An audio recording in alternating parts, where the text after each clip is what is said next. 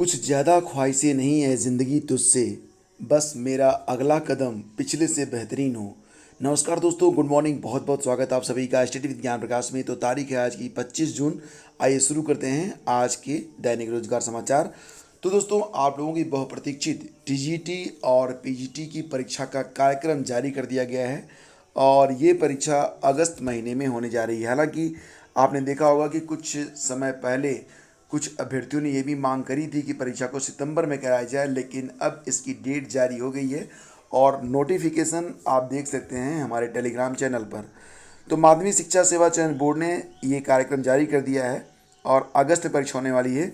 इसी के साथ एक बड़ी अपडेट आप लोगों को पहले दे देता हूँ कि टीजीटी जीव विज्ञान के लिए भी डेट्स आ गई हैं और टीजीटी जीव विज्ञान 2016 की जो परीक्षा है ये 31 जुलाई को होने जा रही है। तो देख लीजिए कि उत्तर प्रदेश माध्यमिक शिक्षा सेवा चयन बोर्ड की ओर से 2016 में विज्ञापित टीजीटी जीव विज्ञान की परीक्षा कब होने वाली है, ये 31 जुलाई को होगी दोस्तों।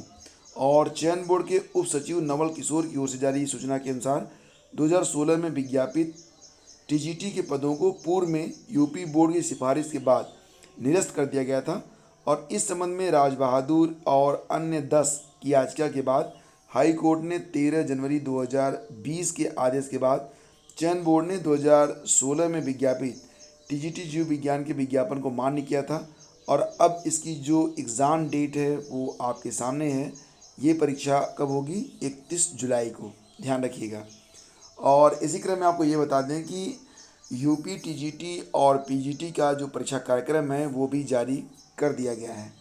तो कब होनी है परीक्षा? तो देख लीजिए, टीजीटी की जो परीक्षा है वो 7 और 8 अगस्त को होगी और पीजीटी की जो परीक्षा होगी वो 17 और 18 अगस्त को होगी। तो अगस्त के महीने में ही जो 7 और 8 अगस्त है उसमें टीजीटी की समस्त विषय की परीक्षाएं करवा ली जाएंगी और 17 और 18 अगस्त को समस्त विषय की। अब यहाँ पर एक बात ध्यान देना कि यहाँ पर 3-3 पालियों में परीक्षा होगी, ऐसी सूचना भी प्राप्त हो रही है। तो यहाँ पर देखो, जो तदर्थ शिक्षक हैं जिनको एडहॉक टीचर कहा जाता है उनको शामिल करते हुए ये जो भर्ती है वो पूरी की जाएगी। टीजीटी के लिए कुल 12,603 और पीजीटी के लिए कुल लगभग 2,595 पदों का विज्ञापन जारी हुआ था। 20 मई को आवेदन की प्रक्रिया की लास्ट डेट थी और सरकार का प्रयास है कि 2022 के विधानसभा चुनाव से पहले माध्यमिक विद्यालयों के लिए शिक्षक भर्ती पूरी कर ली जाए। ठीक है। तो दोस्तों, प्रवक्ता पद के लिए इंटरव्यू 5 जुलाई से होने वाले हैं। तो उत्तर प्रदेश लोक सेवा आयोग की ओर से राजकीय महाविद्यालयों में प्रवक्ता पद के संबंधित स्क्रीनिंग परीक्षा यानी कि 2017 के आधार पर प्रवक्ता जंतु विज्ञान का इंटरव्यू कार्यक्रम गुरुवार को उप सचिव पुष्कर श्रीवास्तव की ओर से जारी कर दिया गया है। इंटरव्यू 5, 6, 7 और 8 जुलाई को होगा। ठीक है। और थोड़ा सा और आगे बढ़ते हैं, चलते हैं अगली खबर पे। तो आंगनवाड़ी में कार्यकर्त्री सहायिका के 927 पदों के लिए आवेदन मांगे गए हैं। बात यहाँ पर हो रही है प्रयागराज की।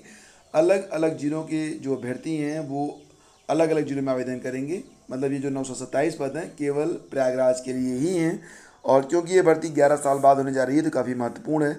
आंगनवाड़ी में काम करने वाली महिलाओं के लिए यह गुड न्यूज़ है। जल्दी ही उन्हें काम का अवसर मिल सकता है। जिले में आंगनवाड़ी कार्यकर्त्री, मिनी आंगनवाड़ी कार्यकर्त्री और सहायिका के पद पर आवेदन मांगे गए हैं। 45 दिन में प्रक्रिया पूरी कर शासन को अवगत कराना है। यह भर्ती लगभग 11 साल बाद हो रही है। आंगनवाड़ी सहायिका के 496 पदों के लिए योग्यता कक्षा 5 पास रखी गई है, जबकि आंगनवाड़ी कार्यकर्त्री के लिए योग्यता जो है वो 10वीं पास होनी चाहिए। तो ये योग्यता है 10वीं पास अगर हैं तो आंगनवाड़ी कार्यकर्त्री के लिए, सहायिका के लिए 5वीं पास होना चाहिए। और आंगनवाड़ी कार्यकर्त्री का कुल 408 पद है और अलग अलग ज़िलों के लिए जो नोटिफिकेशन है उसे आप देखना चाहते हैं तो आइए हमारे टेलीग्राम चैनल पर, वहाँ पर अलग अलग ज़िलों का सारा नोटिफिकेशन मैं शेयर कर दूँगा तो उसको आप लोग देख सकते हैं। सीडीओ बनाए गए हैं इसके लिए अध्यक्ष। तो आंगनवाड़ी कार्यकर्त्री के चयन के लिए सीडीओ को जिलाधिकारी ने अध्यक्ष बनाया है, जबकि जिला कार्यक्रम अधिकारी जो हैं वो सदस्य सचिव हैं।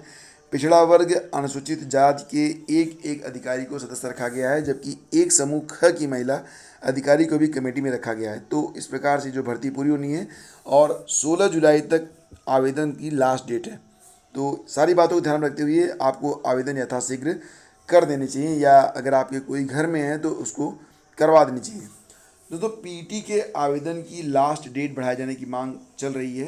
जैसा कि आप लोग जान रहे हैं कि 21 जून तक जिन लोगों ने रजिस्ट्रेशन कर लिया था 21 जून तक, तो उनके लिए फ़ीस जमा करने और फॉर्म कंप्लीट करने के लिए डेट तो बढ़ा दी गई है 1 सप्ताह के लिए। लेकिन दिक्कत यहाँ पर ये है कि नए रजिस्ट्रेशन नहीं हो रहे हैं और बहुत सारे अभ्यर्थी मांग कर रहे हैं कि नए रजिस्ट्रेशन भी हों।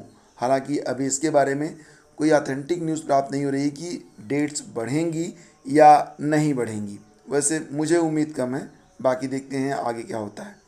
और फ्रेंड्स, एलटी ग्रेड शिक्षक भर्ती में कला विषय में चयनित अभ्यर्थियों की शैक्षिक अर्हता का विवाद तो सुलझ गया, लेकिन उनकी फाइलें अभी उत्तर प्रदेश लोक सेवा आयोग में ही अटकी हुई है।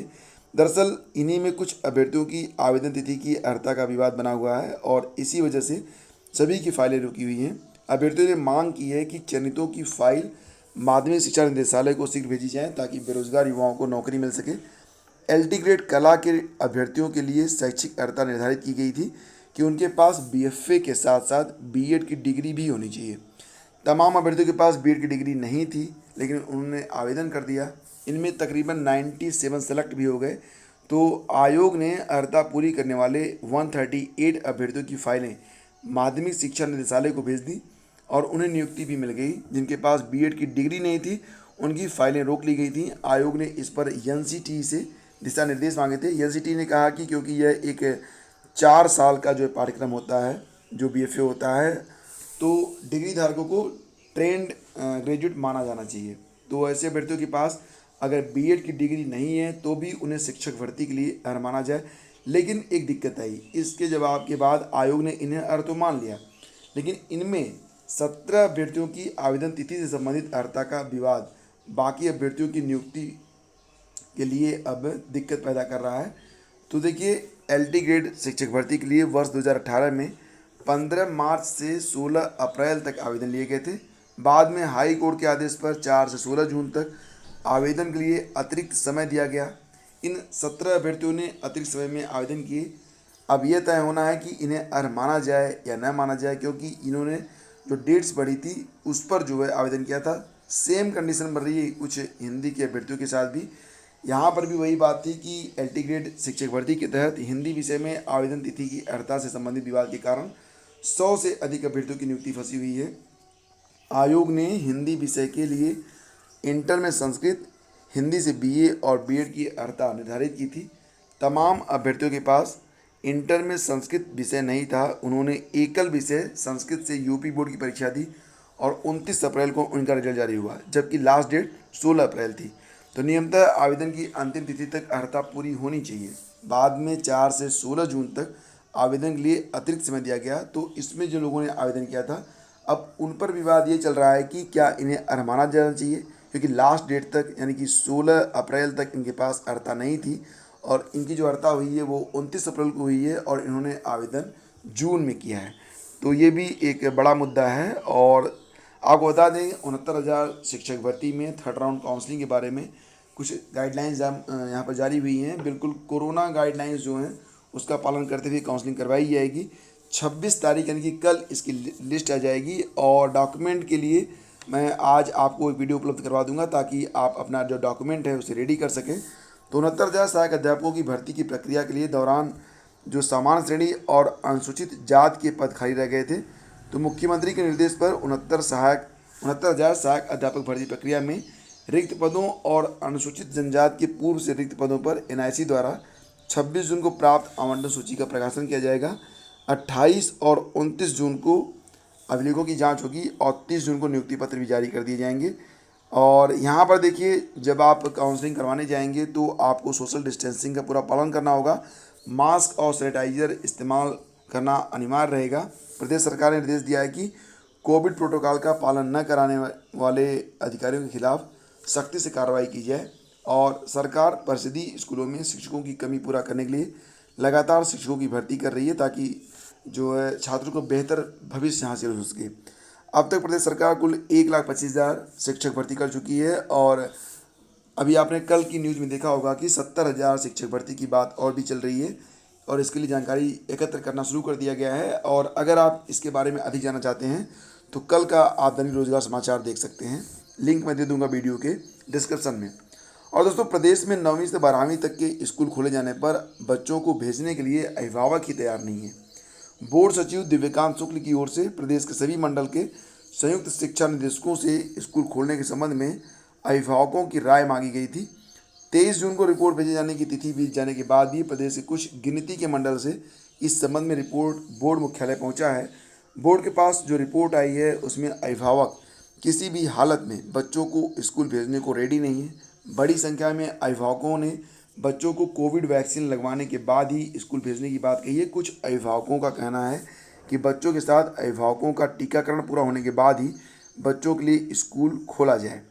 और दोस्तों अब एक ऐसा प्रश्न है जो कि बहुत ही इम्पोर्टेंट है और आप लोगों के मन में भी ये सवाल कई बार आ रहा होगा कि जो लोग कोविड पॉजिटिव रह चुके हैं और बाद में स्वस्थ हो चुके हैं, जिनकी बॉडी में एंटीबॉडी बन चुकी है कोरोना के प्रति, तो क्या उन्हें टीका लगवाना चाहिए? इसका जवाब है बिल्कुल। आपको जो है टीका लगवाना चाहिए। आपको कोरोना हुआ था या नहीं हुआ था इससे कोई फ़र्क नहीं, लेकिन जब आपको आपका अवसर मिले तो आप टीकाकरण जरूर करवा लें। देखिए, अंतर्राष्ट्रीय जर्नल नेचर में प्रकाशित इस रिपोर्ट के मुताबिक यदि कोरोना संक्रमण में ठीक होने वाले लोग कोरोना रोधी टीका लगवा लेते हैं तो उनके शरीर में वायरस के खिलाफ और मजबूत प्रतिरोधक क्षमता विकसित हो जाती है। यानी कि एंटीबॉडी बनते रहने पर भी टीका लगवाना जरूरी है। ऐसा करने पर कोरोना संक्रमण दोबारा होने की संभावना काफ़ी कम हो जाती है, काफ़ी हद तक घट जाती है। और एक बार और बता दें कि Washington university school of medicine के शोधकर्ताओं का कहना है कि एंटीबॉडी ताउम्र शरीर में रहेगी। उनका कहना है कि कोरोना के हल्के संक्रमण वाले मरीजों के ठीक होने पर कई महीनों बाद भी उनमें इम्यून कोशिकाएं मौजूद रहती हैं जो उनके शरीर में एंटीबॉडी का सृजन करती हैं। और नेचर में प्रकाशित शोध रिपोर्ट में कहा गया है कि समय के साथ कोरोना वायरस के खिलाफ एंटीबॉडी की मात्रा शरीर में घटती जरूर है, लेकिन एंटीबॉडी तैयार करने वाली बी कोशिका की क्षमता में कमी नहीं आती। संक्रमण 1.3 और 6.2 महीने के अंतराल पर 87 लोगों का अध्ययन करने पर पाया गया है और एंटीबॉडी की संख्या घट गई, लेकिन 6 महीने बाद भी इन्हें बनाने वाली बी कोशिका की संख्या और गुणवत्ता में कोई कमी नहीं आई थी।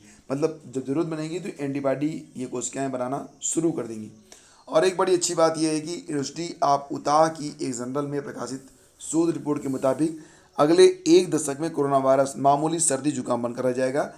तो इसका मतलब क्या होगा कि हमारा जो इम्यून सिस्टम है वो उतना स्ट्रांग हो जाएगा कि जिससे में सर्दी जुकाम होता है हम स्वस्थ हो जाते हैं, ऐसे कोरोना भी होगा तो कोई खास फर्क नहीं पड़ने वाला है। फिलहाल अभी इसमें 1 दशक का समय है और हमें तब तक अपने आप को बचा कर रखना है। तो ये थी आज की सारी अपडेट्स।